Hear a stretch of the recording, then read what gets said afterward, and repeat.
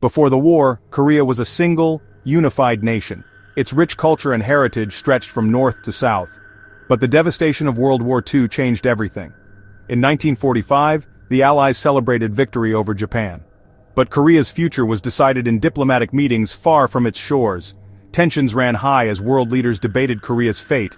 A line was drawn at the 38th parallel, splitting the country in two. The Soviets occupied the north, the Americans the south.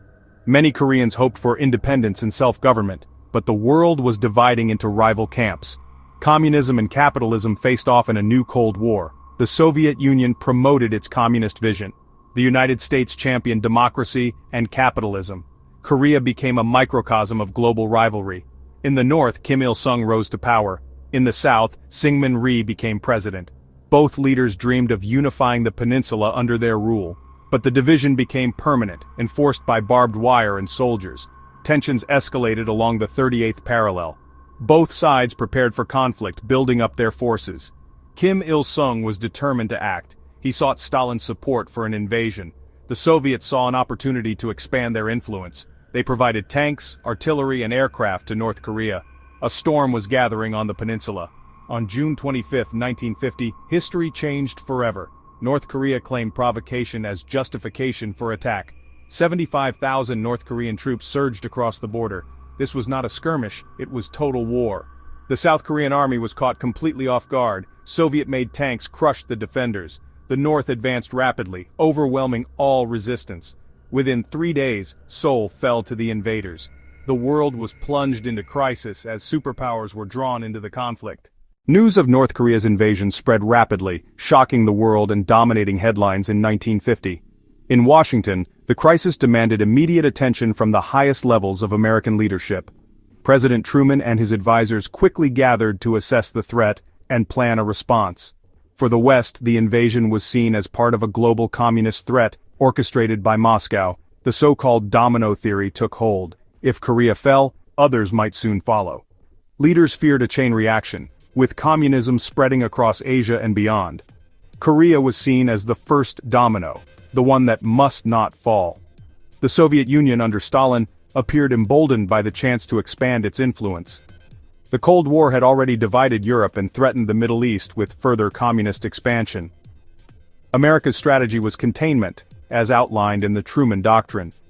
But this time there was no formal declaration of war from Congress. Instead, the United Nations, still a new institution, was called upon to act. A clever diplomatic move brought the issue before the UN Security Council. The Soviets, boycotting the session, left their seat empty, giving up their veto power. Meanwhile, China, under Mao Zedong, had just become a communist state.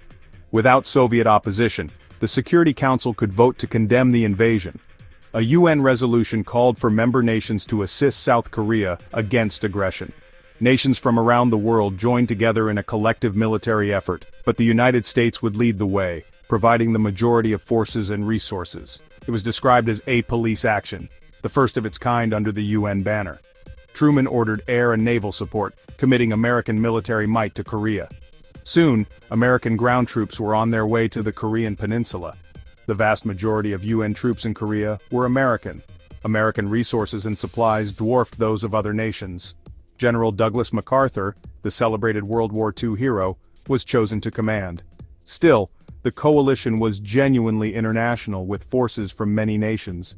16 nations sent combat troops to Korea. Britain was among the first to answer the call. Canada also sent soldiers to support the UN mission. Australia joined the fight as well.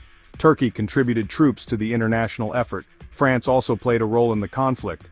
In total, 41 nations provided military or humanitarian aid to South Korea, but North Korea was not alone in the fight. The Soviet Union supplied weapons and advisors to the north. China, Korea's powerful northern neighbor, also offered support. By 1950, the People's Republic of China was firmly established under Mao. The Korean War became the first major hot war of the Cold War era. The United States and Soviet Union faced off through proxies, avoiding direct conflict. Korea became the battleground for a proxy war between East and West. The war brought together a fascinating cast of world leaders. Harry Truman, determined to resist aggression. General Douglas MacArthur, ambitious and confident. Joseph Stalin, the calculating Soviet leader. Mao Zedong, revolutionary leader of China. Kim Il-sung, the ambitious North Korean leader, Syngman Rhee, South Korea's stubborn and determined president. Decisions were driven by ideology, strategy, and the egos of powerful men, but it was the soldiers who paid the price on the battlefield, and millions of Korean civilians were caught in the crossfire. The Korean War was both a local tragedy and a global chess match. At first, the war was a disaster for South Korea and the United Nations. South Korean forces and their UN allies were pushed back by the North Korean advance.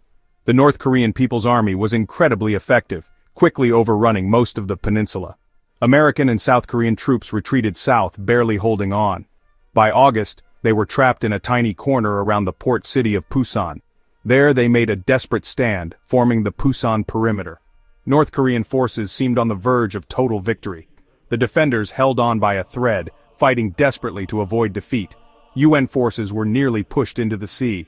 But then, the first major turning point arrived. General Douglas MacArthur, the UN commander, devised a bold plan. He proposed a risky amphibious landing far behind enemy lines at Incheon. In September 1950, UN forces, mainly US Marines, prepared for the operation. The landing at Incheon was a stunning surprise. It put UN troops in a strategic position behind enemy lines. The operation was a brilliant success. North Korean forces were caught in a pincer and began to collapse. UN forces liberated Seoul and surged northward. They crossed the 38th parallel, pushing toward the Chinese border. The war had completely reversed. But now, overconfidence set in among UN commanders. UN troops advanced deep into North Korea, nearing the Yalu River and the Chinese border. The Chinese government issued stern warnings. Mao Zedong made it clear China would not tolerate a threat on its doorstep. But MacArthur and US leaders dismissed the warnings. It was a grave mistake. In October 1950, hundreds of thousands of Chinese troops entered the war. They crossed the Yalu River in secret, launching a massive surprise attack. The intervention was a brutal shock. UN forces retreated through the freezing Korean winter, overwhelmed by Chinese numbers. It was the longest retreat in US military history. Seoul fell to communist forces for a second time in January 1951. The war seesawed back and forth with brutal advances and retreats. Fighting congealed along the old dividing line at the 38th parallel. The war became a bloody stalemate with little movement. Both sides dug in, fighting from trenches. Artillery duels became common. Brutal hilltop battles echoed the trench warfare of World War I. The stalemate dragged on for years. While generals and political leaders moved armies like chess pieces, the true cost was paid by the Korean people. The suffering of civilians was immense, as families were torn apart and lives forever changed. The entire Korean peninsula was ravaged by total war, leaving destruction in its wake. Seoul was left in ruins, its streets and neighborhoods bombed beyond recognition. Pyongyang too was devastated, reduced to rubble by relentless bombing. Cities were bombed by all sides, with destruction raining down from the skies. Fighting swept back and forth across the peninsula as battle lines shifted again and again. Villages, farms, and factories were destroyed, leaving rural areas in ruins. The countryside was left utterly devastated by the relentless fighting. For many, survival became a daily nightmare as hardship and suffering mounted. Millions fled their homes as refugees, seeking safety wherever they could. Civilians tried desperately to escape the advancing armies and the chaos of war. Many were forced to flee again and again as battle lines shifted unpredictably. Starvation and disease spread as infrastructure collapsed, bringing even more suffering. The misery of civilians compounded daily, with little hope for relief. The human toll was staggering, with casualties mounting on all sides. An estimated 3 million people, soldiers and civilians, lost their lives in the Korean War. This amounted to nearly 10% of the entire Korean population at the time. It was a brutal civil conflict, pitting neighbor against neighbor. Families were torn apart, with loved ones separated by the fighting. Horrific massacres and political violence scarred both North and South. Political opponents and suspected collaborators faced persecution and brutality. The peninsula was split in two, a permanent and heartbreaking reality. Millions of families were separated, many never to see each other again. The DMZ became a barrier, keeping families apart on opposite sides. Some families have been separated for decades, unable to reunite. For many, the separation was permanent. They would never see each other again. The legacy of division and loss continues to haunt Korea to this day. The war left deep scars on the Korean soul, its deepest and most lasting wound. But the impact of the Korean War rippled across the globe. For the United States, it was a wake-up call. It solidified Cold War policies and American strategy for decades to come. Military spending soared, fueling a massive increase in defense budgets. NATO expanded, and military alliances grew into a global network. The war had a profound social impact on American society. It was the first major conflict with a racially integrated American military. This marked a significant step forward for the American civil rights movement. But it also became an unpopular war, sparking protests and public opposition. Overshadowed by World War II and Vietnam, the Korean War became a forgotten conflict. It earned the sad moniker, the Forgotten War. Yet the soldiers who fought and died deserve to be remembered. Many veterans returned home with little recognition or fanfare. Their immense sacrifices often went unrecognized. The war set dangerous precedents with consequences for the entire world. It showed how quickly the Cold War could turn hot. The risk of direct confrontation between nuclear superpowers became all too real. The world was cemented into hostile blocs, divided for generations. The global arms race accelerated with nuclear weapons at the forefront. The war boosted the prestige of China's new communist government. China stood up to the mighty United States, asserting its place on the world stage. China's intervention saved its North Korean ally from defeat. For the Soviet Union, the results were mixed. The war drained American resources and imposed heavy costs. It proved the United States was willing to fight to contain communism. International relations and global politics were fundamentally reshaped. The Korean War established a pattern of proxy wars in the Cold War era. For the next 4 decades, the world would be defined by the Cold War. After 2 years of bloody stalemate along the 38th parallel, both sides were exhausted. The troops were war-weary and morale was low. It was clear that the initial goals of the war were unattainable. The only way forward was to talk. Negotiations began in July 1951 at Panmunjom, but for 2 more frustrating years, fighting raged while diplomats argued. The fate of prisoners of war became the main sticking point. The UN insisted that prisoners should be allowed to choose whether to return home. This became a major propaganda point for the West. Communist leaders demanded that all captured soldiers be returned. Allowing soldiers to choose the capitalist South was a political embarrassment for the communists. This single issue held up the peace process. Meanwhile, soldiers continued to die on the battlefield. Fierce battles were fought over strategically insignificant hills like Heartbreak Ridge and Porkchop Hill. Men fought and died while diplomats debated. Eventually, there was a change in leadership on both sides. The death of Joseph Stalin in March 1953 changed the political landscape.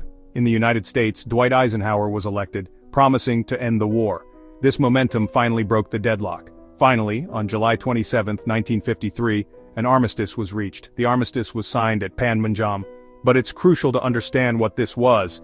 It was a ceasefire, not a peace treaty. The fighting stopped, but the war technically never ended. A demilitarized zone, or DMZ, was established. This heavily fortified buffer stretches across the peninsula. It became the de facto boundary between North and South Korea.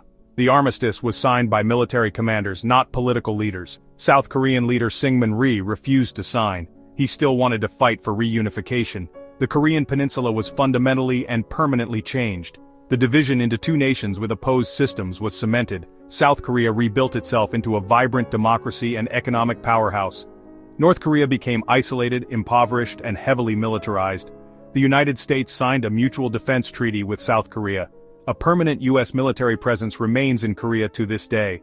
The Korean War left a lasting legacy as the first major conflict of the Cold War.